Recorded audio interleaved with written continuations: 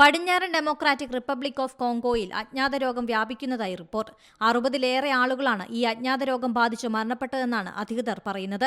വളരെ വേഗത്തിലുള്ള രോഗവ്യാപനവും ലക്ഷണങ്ങൾ കണ്ടു തുടങ്ങിയ ദിവസങ്ങൾക്കുള്ളിൽ തന്നെയുള്ള രോഗിയുടെ മരണവും ലോകാരോഗ്യ സംഘടനയെ ആശങ്കയിലാക്കുന്നുണ്ട്. കിഴക്കൻ ആഫ്രിക്കയിലുണ്ടായ ഹെമറാജിക് പനിക്ക് ശേഷമുണ്ടാകുന്ന ഏറ്റവും പുതിയ വൈറൽ പകർച്ചവ്യാധിയാണിത്.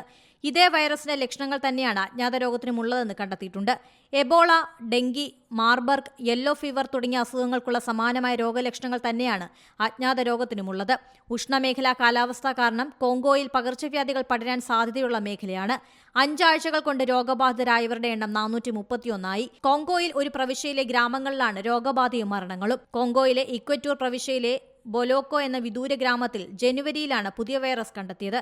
ചത്ത വവ്വാലിനെ ഭക്ഷിച്ച 3 കുട്ടികളിലാണ് രോഗം കണ്ടെത്തിയതെന്ന് ലോകാരോഗ്യ സംഘടന അറിയിച്ചു. 5 വയസ്സിന് താഴെയുള്ള 3 കുട്ടികളിൽ പനിയും വിറയലും തലവേദനയും ഉൾപ്പെടെയുള്ള ലക്ഷണങ്ങൾ പ്രകടിപ്പിച്ച് 48 മണിക്കൂറിനുള്ളിൽ മരണം സംഭവിക്കുകയായിരുന്നു.